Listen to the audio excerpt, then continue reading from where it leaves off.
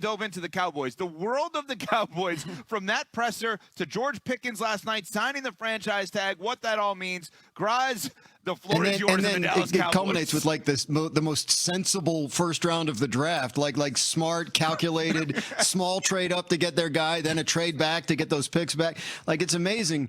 The Cowboys, people want to say they're always a circus, and they're not always a circus, but when they do circus, it is different from others. I mean, the fact that I said this on Get Up yesterday, I'm on the phone with Todd Archer, who covers the Cowboys for us, and he says, I got to go now. I'm pulling into the Star for this press conference. I'm sure nothing's going to happen. And then Bill Clinton shows up. Jerry Jones gets up to go talk to him, almost falls off the stage. Like, the story of the day was almost like Jerry Jones hospitalized.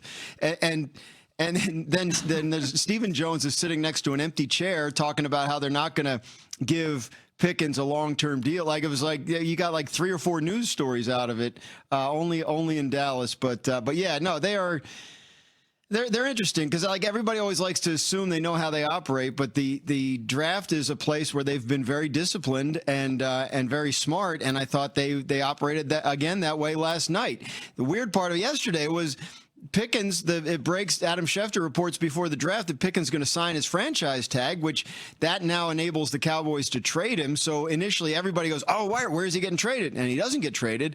And so we're left to wonder what it all means. But yeah, they like the attention, and they're real good at getting it.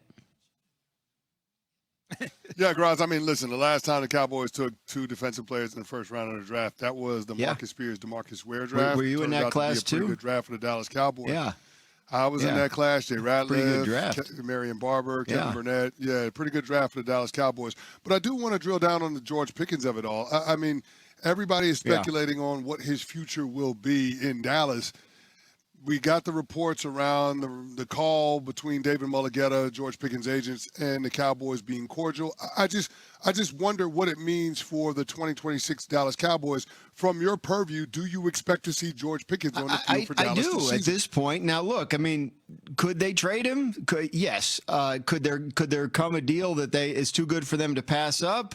You know, do they get back into Max Crosby? Right? Does that make sense? So you can never rule anything out, but the fact that he signed the tender, yes, it means they can trade him, but it also means that if he doesn't show for minicamp in June, that they can fine him. So there's a world, and I know like everyone wants to assume that, Pickens won't play on the tag. There's certainly a world in which Pickens plays on the tag and is disappointed, but also this is the way it is. It's a lot of money, and I'll go do it again, and I'll show him.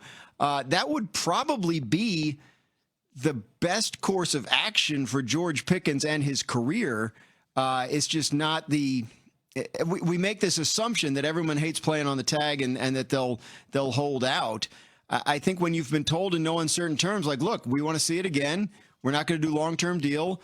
Then you have 2 ways you can go. You can sit out and pout. But I think in a case like George's, it doesn't really help him to sit out. Because, part of the reason the Cowboys are hesitant to guarantee all this money out in future years is because, Pickens comes with a little bit of a reputation that's not always 100%, locked in. So go do it again and show. If you sit out, you're kind of feeding into that. And if you go and play well again, now you've made your case. And whether it's the Cowboys or someone else this time next year, you're probably looking at that great big deal you're hoping for. Graz, let's talk about the headline coming out of round 1 of the NFL draft. The LA Rams taking quarterback Ty Simpson out of Alabama last night with the 13th overall pick. This is coming off Matthew Stafford, their incumbent quarterback, having an MVP season, and the moves they made up until this point really pushing the chips in to contend this year. What was your reaction to their first-round pick, number 13, being used for the future? I had a conversation with somebody earlier in the week about the Rams, and the tenor of that was like, hey, watch the Rams, because no one really knows how they act when they have a pick this high. We haven't seen it enough, and they don't really need anything. And we know that they like Ty Simpson because, that's the team that was connected with him when he announced his decision to come out. Everybody assumed that once they traded away the 29th pick, that took them out of it. So I was like, well, they wouldn't take him at 13, right? And it's, well, they'd probably think about trading back, but would it be the craziest thing you ever heard? And so when it happened, I was like, oh yeah, they really did it. They felt like they weren't going to get anybody at 13 that was going to like make the difference for them this year. They're already great. I mean, they were pretty much a weird 2-point conversion play away from being the 1 seed in the NFC last year, and instead they lose the division to Seattle. So they feel like they're right there. I think the way to look at this is, I don't think they needed anything at 13 as much as they might potentially need a quarterback a year from now if Matthew Stafford decides that this is his last year. And if anybody would know that at this point, it would be the Rams. So obviously they're convicted on this player. Obviously Sean McVay thinks there's something here and that he can be their quarterback of the future. If he's right, then we'll look back on it and say, great pick. But in the short term, I think they'll get dinged for like, why didn't you're a win now team. Why didn't you make a win now pick? And I think, what we saw last night in the first round, as it got later and like teams like the 49ers and the Bills were like, forget this round. We got no use for it. I think there just weren't a lot of players that the Rams or almost anyone else felt like were going to be real instant difference makers. And so they decided to go this way. It's a fascinating decision that I think we're going to be discussing and debating for years to come. Graz, just to follow up on it, I want to make sure that we all have the right read on this.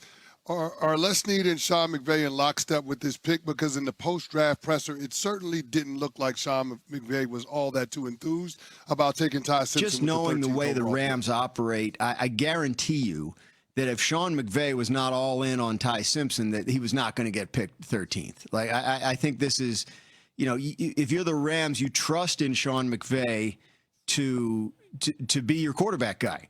And I think I think Sean is sitting there thinking like, and on some level, yes, I'd like to win this next Super Bowl before Matthew Stafford's gone. And maybe we could have had somebody else that helped, but also like he's also big picture and saying, well, we got to take care of the organization for the long term. And he obviously likes this player an awful lot. So I'm not concerned about that. I think Sean McVay, when Sean got the job with the Rams, which is like 9-10 years ago now, right?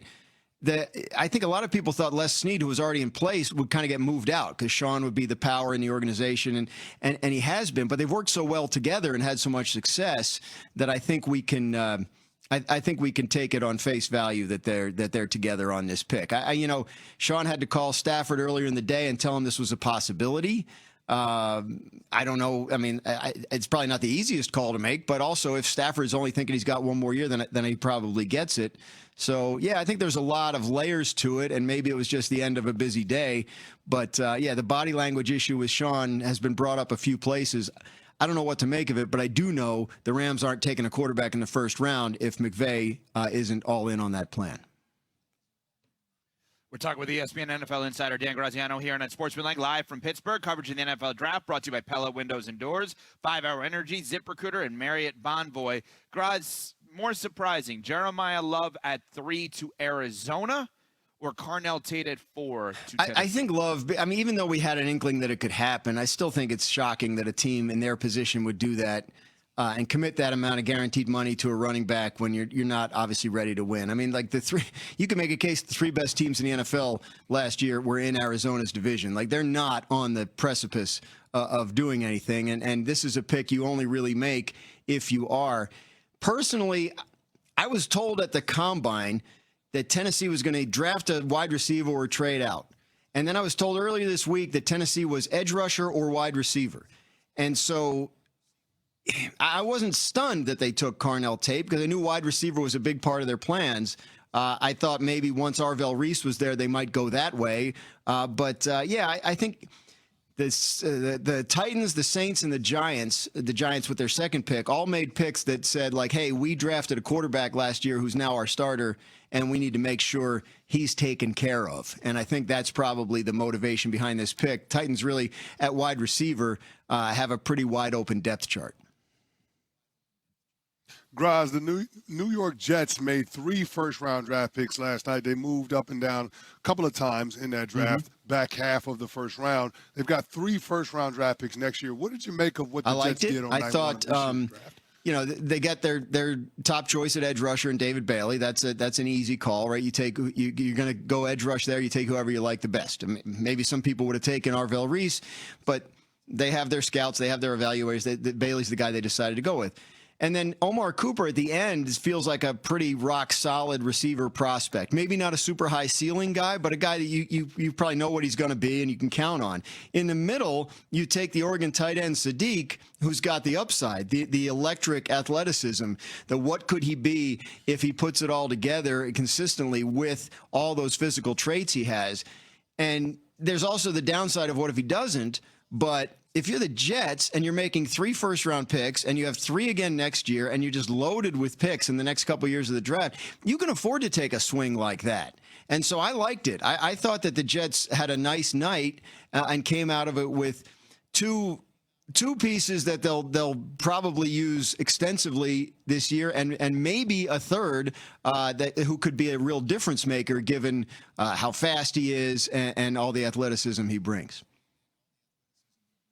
Dan Graziano, ESPN NFL insider, reporter, analyst, and comedian yesterday on Get Up, was tremendous with his Cowboy stories. We'll be on Get Up today at 8 a.m. Eastern. Graz, always appreciate it. Thank you so much. Graz doing a tremendous job of painting the picture. Maybe he was using the Sherwin-Williams paint to do that, Smalls. Perhaps he was, Evan. And look, in sports, the best teams know when to make